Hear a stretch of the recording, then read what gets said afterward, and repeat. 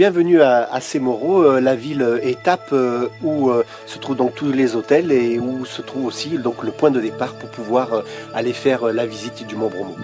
Cette vidéo vous apportera toutes les informations nécessaires si vous désirez faire une visite en Indonésie et aller au Mont Bromo. Regardez bien cette vidéo jusqu'au bout car elle vous apportera donc toutes ces informations. Et vous verrez également aussi que ce volcan est complètement incroyable. Bienvenue au Bromo. Ce soir nous allons aller voir le point de vue et puis après descendre dans la mer de sable. Nous allons descendre là-dedans ce soir vers 3 h du matin comme d'hab, toujours à la bonne heure. Et nous allons donc aller au point de vue qui se trouve plus de ce côté-là pour ensuite traverser la mer de sable et aller visiter le temple hindou qui se trouve juste en contrebas du cratère et de la caldeira que nous allons monter ensuite par des marches d'escalier. Donc bienvenue au Mont Bromo, H2O de nature, c'est parti. Lorsque vous allez donc pénétrer dans l'enceinte de la ville, vous allez vous acquitter donc de 2 taxes. Une première taxe donc de 5000 roupies, ça représente 33 centimes pour pouvoir rentrer dans la ville, et une taxe de 215 000 roupies, c'est-à-dire 14,50 € à peu près, pour pouvoir visiter et pénétrer le parc national du Mont Bromo. Vous trouverez très facilement donc un chauffeur avec donc sa Jeep Toyota 4x4 pour vous amener au point de vue à 3 h du matin et ensuite dans la caldeira pour pouvoir parcourir la mer de sable jusqu'aux escaliers du Mont Bromo. Demandez tout simplement donc à votre hôtel, ils sont en général tous affiliés avec des chauffeurs. Donc là on est en train de monter vers le point de vue du Bromo et notre guide, qui est notre chauffeur en même temps, va nous diriger vers un petit chemin justement pour éviter toute la cohue de la foule et avoir un point de vue qui sera dégagé pour nous. Parce que là, avec tout le monde qu'il y a, au point de vue, lorsque vous arrivez maintenant, vous vous retrouvez à l'arrière, alors il faut vous trouver un endroit pour arriver à apercevoir le point de vue parce que sinon vous êtes au milieu de la foule. Every day it's like that? Each day is the same thing? No, just it's because tomorrow. Because it's the end of the week. C'est parce que c'est samedi en plus. But everybody here would like to go to see the sunrise? Ouais. Yeah. Mais c'est parce que c'est samedi, c'est pour ça qu'il y a tellement de monde. C'est la fin Le du monde qu'il y a, week-end, mais c'est la fin de la semaine. On dirait que les gens ils vont voir un concert. Le monde qu'il y a, mais c'est incroyable. Rien que ça, c'est un spectacle. Et je te dis que c'est parce que c'est la fin de semaine. What did you say about the path right here? Just look in here. Normally it's here.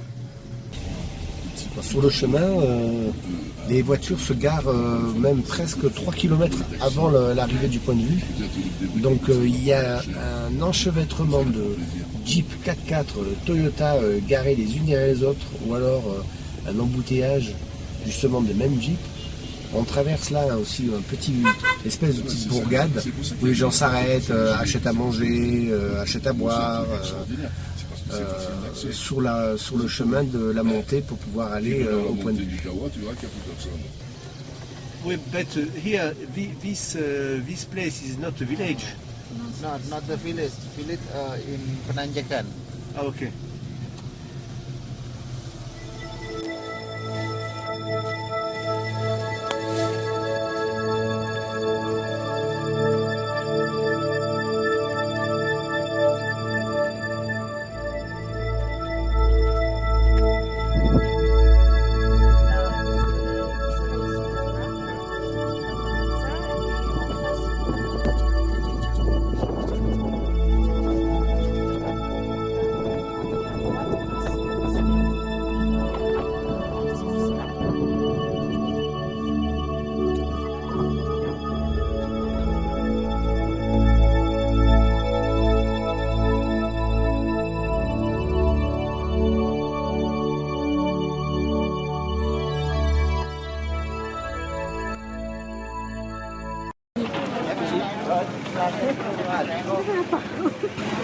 Le retour de toutes les Jeeps après le coucher de soleil sont garés les unes derrière les autres.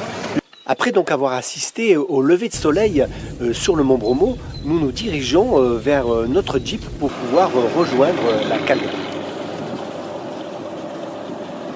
Une Jeep donc vous coûtera avec son chauffeur l'équivalent à peu près de 500 000 roupies. C'est-à-dire c'est une somme globale que vous pourrez diviser en fonction du nombre de personnes que vous êtes. Donc pour 3 personnes à peu près, ben, ça vous fera l'équivalent de 11,17 € par personne. C'est une industrie.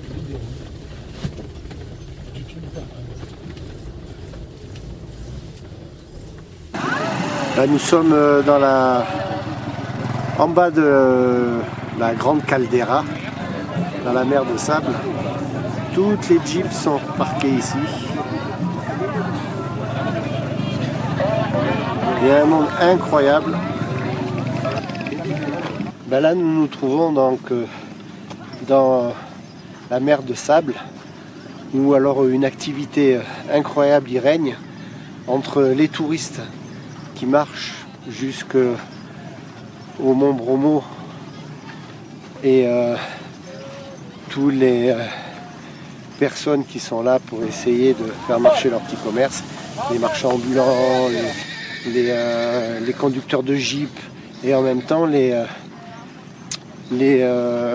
loueurs de chevaux qui vous demandent si donc c'est possible pour eux de vous amener jusque là-bas, parce qu'il y a certaines personnes qui peut-être ne peuvent pas marcher parce qu'il faut donc traverser toute cette mer de sable jusqu'à un temple hindou qui se trouve un peu plus loin, pour pouvoir après monter le long de la montagne pour pouvoir atteindre des escaliers qui vous amèneront jusqu'au sommet de la caldeira.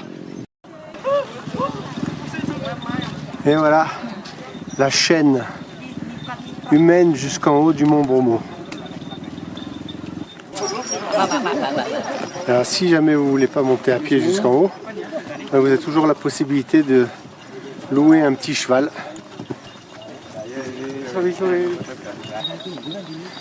Le but pour les loueurs de chevaux, c'est de redescendre le plus vite possible pour pouvoir remonter avec de nouveaux clients.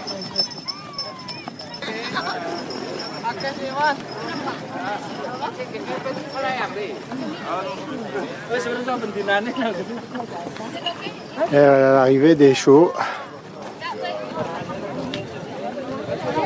Là, les chevaux sont parqués. C'est la station de taxi chez vous.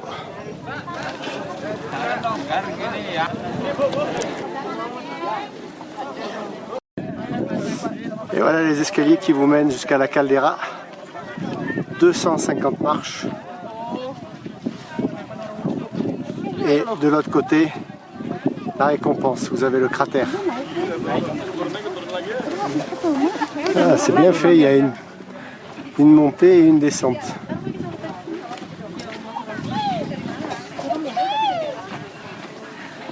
C'est un peu les embouteillages là. Comme il y a beaucoup de monde, pour les gens qui n'arrivent pas trop, qui reprennent leur respiration.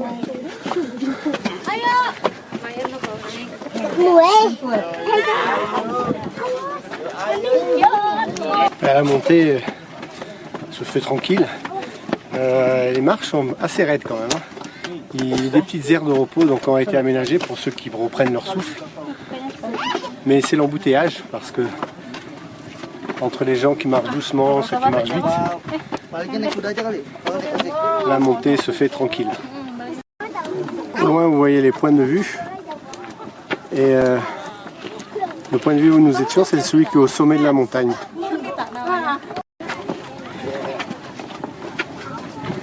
Allez, on arrive presque au sommet.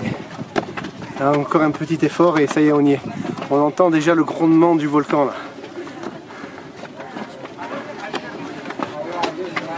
Bientôt nous allons voir le fond de la caldeira et le volcan en fusion.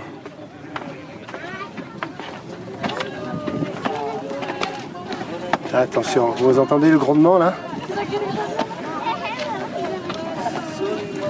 On y est, ça bouchonne à l'entrée. Ça bouchonne, ça bouchonne. Bon, on va y arriver.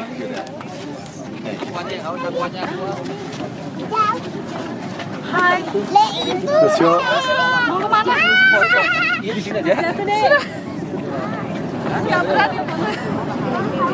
Nanti di sini. Iya, nanti sebentar nanti lagi. Ouais, il fait pas bon de tomber dedans. Hein.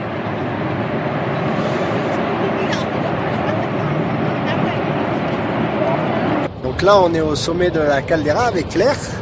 Et je peux vous dire que c'est très impressionnant. Il dégage une ambiance vraiment très bizarre. Il y a un bruit, un grognement. Je ne sais pas qu'est-ce que c'est qui bouillonne au fond de ce cratère, mais il ne vaut pas tomber dedans. Ça, c'est moi qui vous le garantis. Écoutez ça un peu.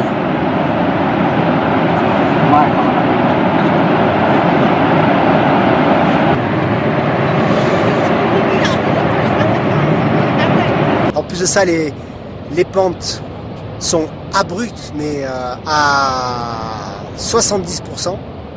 Donc si jamais vous glissez et que vous tombez là-dedans, vous ne rattrapez plus.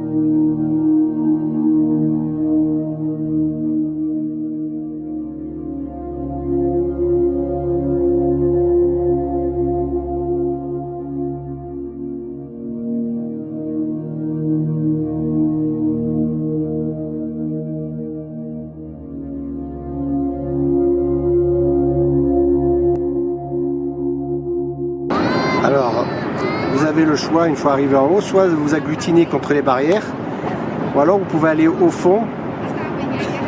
Vous avez un petit chemin, mais bien sûr il n'y a pas de protection, donc en faisant attention, vous pouvez y aller.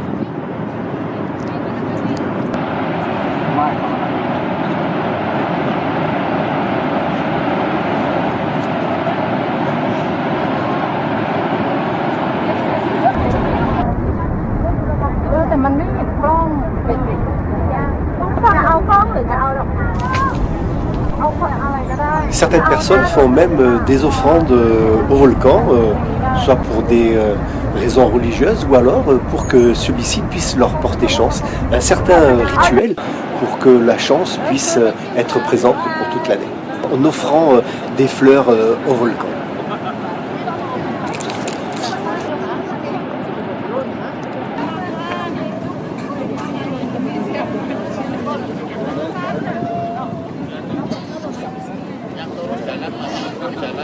La visite du Bromo s'achève. Nous redescendons les marches du cratère pour pouvoir rejoindre la mer de sable et rejoindre ainsi mon père et ma soeur et la Jeep qui nous a amenés jusqu'ici pour pouvoir retourner à Semuro où nous avons une voiture qui nous attend pour pouvoir rejoindre Surabaya.